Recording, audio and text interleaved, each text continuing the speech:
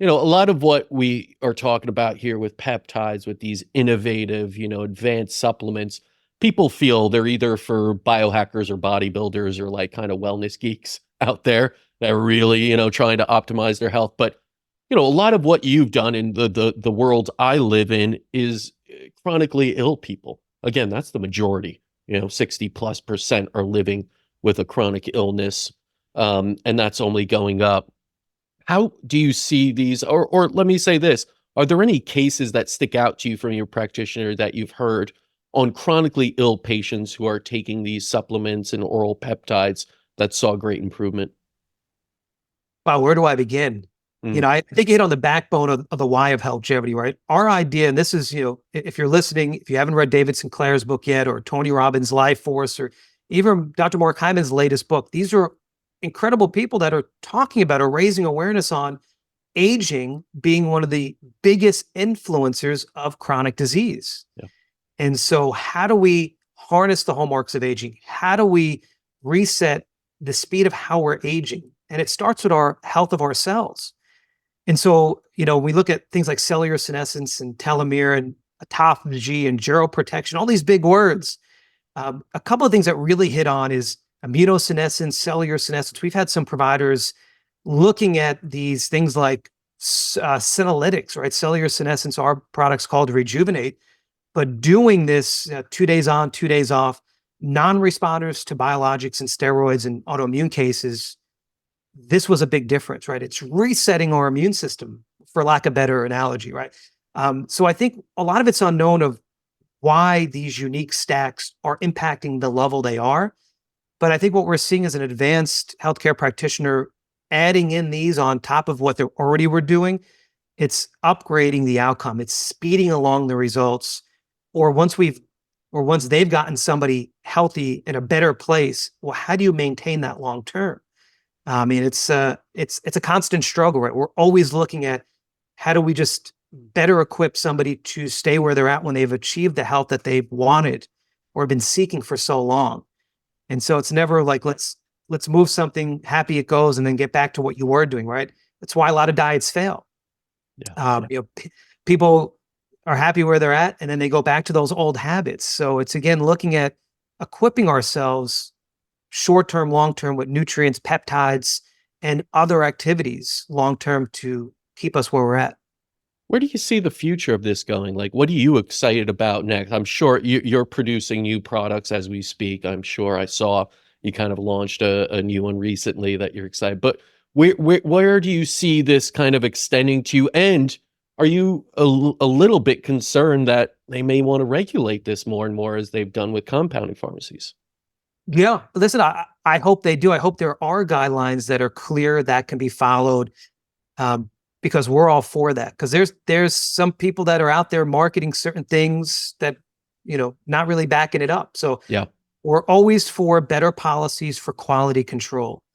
That will definitely help clean up some of the bad actors in this space that give us a bad reputation. Hmm. But where I see things going, there's so much tremendous technology right now outside of the United States that we're trying to bring in. Incredible technology, incredible ingredients. Where do we see AI fit into this long term? Where do we see these biological versus chronological age clocks or new specialty tests, right? Our doctors are being inundated on all these different ways to assess.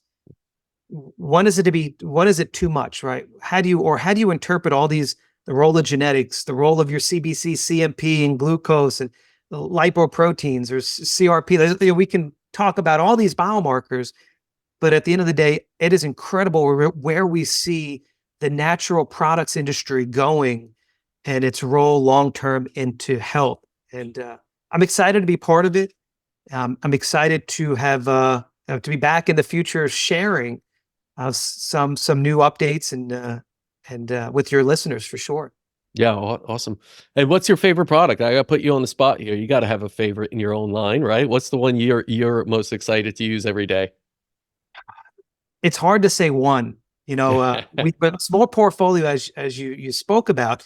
Every one of our formulas has a very unique why and story behind it.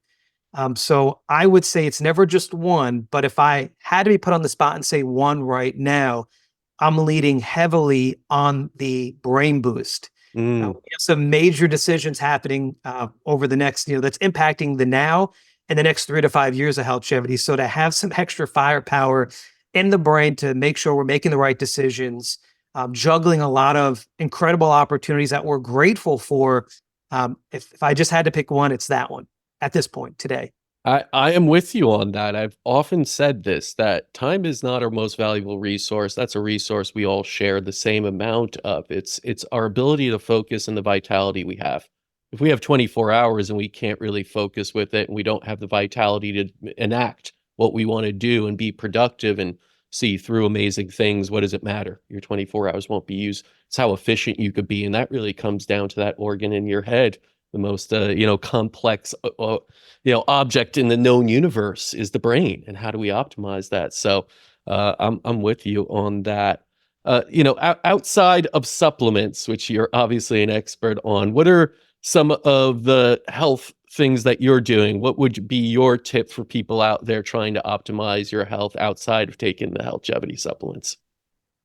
Wow. So where do I start there? I mean, I think what's really important is movement, and movement can Mm, mean different things for different people. So weight bearing exercise, going out for walks, paired with eating right. What we bring to market is what they are, supplements. They're not the magic pill that mhm. somebody might be looking for. I don't want to disappoint you. But if you're not doing all these important things behind the scenes every day, right? Eating as clean as possible. And sometimes that means not going out. It means, cooking and sourcing as much as possible so you can control that. And it's moving right. It's breathing right. Those are what I think drives my health day in and day out. And then secondarily would be, identifying the right peptides and nutrients as needed to support the secondary goals I have. No, they say sitting is the new, or yeah, sitting is the new smoking. And it is true. We don't move nearly enough. We don't get outside nearly enough. So I think that's incredibly important. And it doesn't matter how many supplements you take or peptides or anything. If you're not going to move, if you're not going to do other healthy actions around it, it won't have that impact that you're really looking for your health.